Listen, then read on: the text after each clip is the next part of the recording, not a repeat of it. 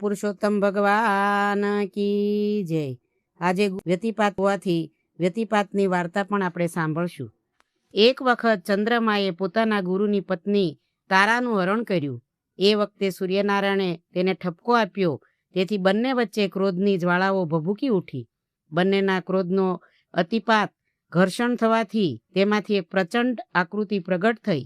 આ મહાકાય પુરુષ આકૃતિના અગ્નિના ગોળા જેવા ડોળા, પીળા અને વૃક્ષ દાઢી મૂછ, ધમણ જેવા નસકોરા, 8 આંખ, 18 હાથ અને આખા જગતને ગળી જાય એટલું પોળું મુખ। આ ભયંકર આકૃતિવાળો વ્યતિપાત બોલ્યો, મને ભૂખ લાગી છે, મારામાં ભયાનક ક્રોધનો સંચાર થઈ રહ્યો છે, મારા માટે ભક્ષ્યની સત્વરે ગોઠવણ કરો, નહીં તો હું આખા જગતને ગળી જઈશ। વ્યતિપાતની ભયાનક ગર્જના સાંભળી સૂર્ય ચંદ્ર ગભરાયા। બંને દેવો વિચાર કરીને બોલ્યા, શાંત થા વ્યતિપાત, અમે તારા ભક્ષ્યની વ્યવસ્થા કરી રાખી છે। જગતના લોકો તારું વ્રત કરીને પુણ્યદાન કરે, તેના પાપો તું ખાજે, એ તારો ભક્ષ્ય, અને જે પાપી હોય એને પીડા આપી શિક્ષા કરજે, જેથી તારા ક્રોધની શાંતિ થશે। આજથી તું યોગોનો રાજા ગણાઈશ અને તારું વ્રત કરનાર સુખ સંપત્તિ અને સંતતિ પામશે। યમરાજાનો પાશ પણ તેને નહીં બાંધી શકે। તારું વ્રત કરનારા સવારે વહેલા ઉઠી પંચગત્યવથી સ્નાન કરે અને તારી મૂર્તિ બનાવી પૂજન કરી ફળ ફરાદીનું દાન કરે તો તે મનવાંછિત ફળ પામશે।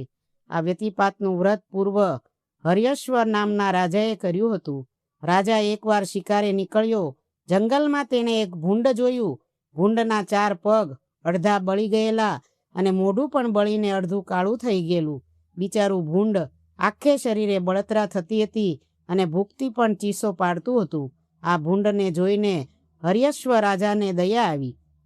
રાજાએ ભૂંડને પૂછ્યું, હે અભાગી જીવ, તે એવા શા પાપ કર્યા છે કે તું અધમ યોનિમાં જન્મ્યો અને તે પણ આવી અડધી બળેલી હાલતમાં પીડાઈ રહ્યો છે?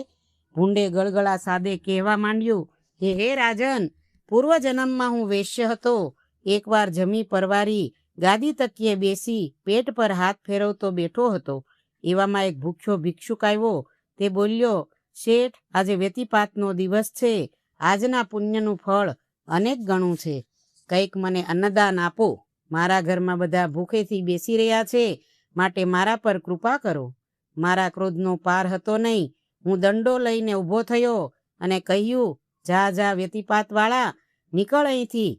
તો પણ તે ભિક્ષુક હઠ લઈને બેઠો।